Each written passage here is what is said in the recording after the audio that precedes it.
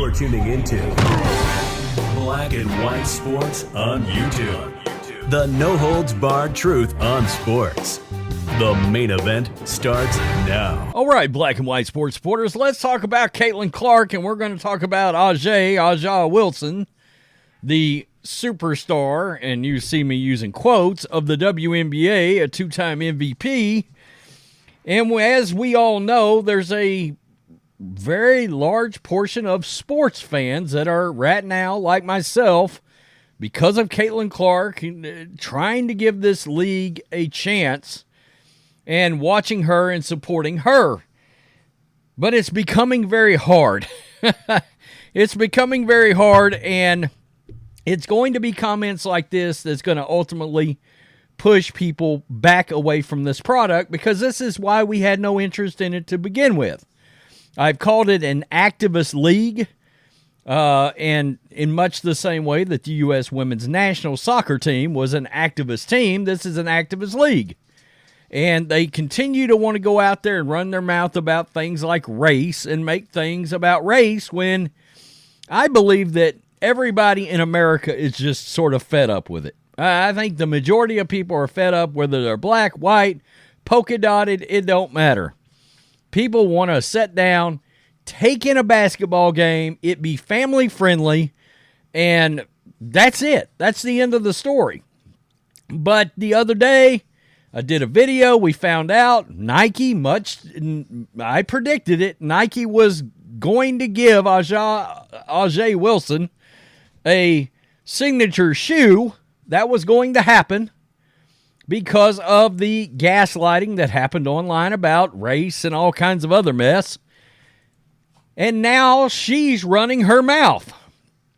And I don't get it. I don't understand why this has to continue to be a flame that people want to fan. But it's going to be very tough for this league to ever be successful. As long as there are players that are going to say things like I'm about to read to you, and that we're going to talk about. It's nuts. And I know this article came by way of the Associated Press. This is nuts. It really is. I mean, this league is growing. Now, it may grow out of spite. In other words, people may say, you know what, I'm going to support Caitlin Clark. You can kiss my ass. I'm doing it. I'm going to support her despite you because of your dangerous and nonsense narratives you're running with out there. I don't know. We'll have to see. But if they want their salaries to increase, et cetera, they better get away from these kind of things coming out of people's mouths. All right, now that Caitlin Clark, like NBA Hall of Famer Larry Bird was 45 years ago, is involuntarily the focus of discussions about race and transition to professional basketball, though Clark hasn't said anything to fuel the black-white narrative surrounding her meteoric rise, talks about double standards are being had only by a very minority piece of any sports fandom. People don't give a damn about this. And to these players, that may be a conversation amongst you guys. Great. But if you want to grow your league, you want those big ratings, and you in turn one of these days want bigger salaries, and you don't want to go to Russia, you might want to quit this crap. I'm just saying. Because the whatever it was, 4 times higher ratings for the WNBA draft, all those people that came in will go right back out. They don't want to hear it. Quote, I think it's a huge thing. I think a lot of people may say it's not about black and white, but to me it is. Wow. Okay. I mean, you can't get out of your own way. Las Vegas Aces star Aja Wilson said when asked about the race element in Clark's popularity and before she recently signed 2 major endorsement deals. Can I keep it real? She got those deals because she's black, and there was a bunch of backlash from the wokes online. There you go. Black privilege, anybody. She got those deals. All right?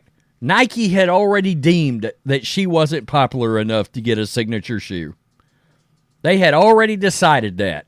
Their marketing statistical data in some group somewhere had came back and said this is where she ranks on the popularity scale. It's not going to be worth it. But here we are. She's got a shoe now, much like I suggested. And no, I don't believe the shoe's been in the works for a year. I don't believe that. Quote, it is really because you can be top-notch at what you are as a black woman, but yet maybe that's something that people don't want to see. That's absurd. It's dumb. Have you seen the popularity that Angel Reese has coming into this league? She's got some popularity right there. She does. They don't see it as marketable, so it doesn't matter how hard I work. It doesn't matter what we all do as black women. We're going to be swept under the rug. That's why it boils my blood when people say it's not about race, because it is. Unbelievable. That's pure ignorance at the highest level. To be clear, Clark is a skilled hardwood savant from Iowa. Bird was a skilled hardwood savant from Indiana State. And like Bird, Clark has captivated audiences and brought unmatched attention to women's basketball with the ability to score from every corner of the court. Neither Bird nor Clark were the first great white male or female pro basketball player. That's the thing. Sue Bird had already been in this league, so Breonna Stewart's in this league right now. Yeah, it's ridiculous. But sports can be elevated by heated rivalries, particularly when race is involved. Well, only the media and only some of these players want to make it about race. That's all there is to it. The South Carolina and Iowa matchups, they led to ongoing discussions about how race plays a factor in the treatment afforded to Clark, a white woman from America's heartland, as compared to black counterparts like Reese. Clark has said she and Reese are just pieces of a larger movement. Quote, I would say me and Angel have always been great competitors, Clark said prior to Iowa's Elite Eight with Reese and LSU in March. I think Angel would say the same. It's not just in women's basketball. And there's all kinds of BS in this article too, because they talk about that streamed game and they talk about the fact that 620,000 people viewed that Angel Reese game. That was false. Okay? That was false. All right? You're talking about impressions, not viewers. I did a video about that the other day. It's bullshit. And the media ran with it. I mean, she got all these views because there was all this interest. No, they got a lot more impressions because you had 12 places write articles about that live stream, and everybody went over there to look at it for a half a second or however long, or they scrolled past it on Twitter, and when you scroll past something, boom, that shows up as an impression. So no, you did not have 500,000 or 600,000 or 1 million or 2 million people sat down and watched that basketball game. No, you did not. Now, media wants you to think you did, but you didn't, and that was bullshit. So here we are. WNBA's got a great opportunity. It's visible what Caitlin Clark and the fire she's brought to the league, and I think a lot of this and I think Angel Reese is popular too, to a certain extent. But the reason that they're resonating is because there were rivalries set up in college. And there's been a lot of interest in college basketball, both men and women. Why? Because the NBA and the WNBA have become activist leagues. And people said, I still like basketball. I still want to watch it.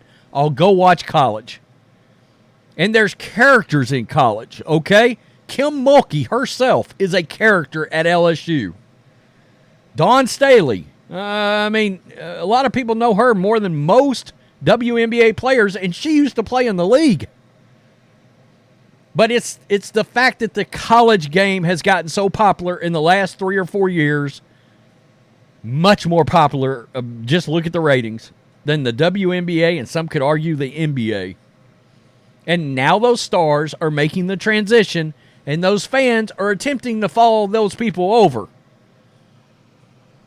But yeah, these people that's been in this activist league already, and whether Diana Taurasi's white, you know? But if these players, they're mad. They're jealous. That's all this is. It's jealousy. They couldn't move the needle. Their league was failing. It's been failing. The NBA has been propping it up, but every year the television contracts were dog shit because nobody wanted to watch. So the salaries suck, etc., etc. They are purely jealous because they got some players in now that people actually want to consume. It is what it is. And they want to consume it because they followed them as stars in college, not because of race. God, it's so ignorant. It really is dumb. It's going to be hard for this league to keep fans unless fans are willing to stay invested in these new players to spite the old ones, because the old ones are going to try to blow it, just like Wilson is trying to blow it right now. Shut up and enjoy the money you may make out of this. I mean, honestly. Peace. I'm out. Till next time. Thanks for watching the show. Be sure to like, comment, and subscribe. Be sure to tune in next time on Black and White Sports.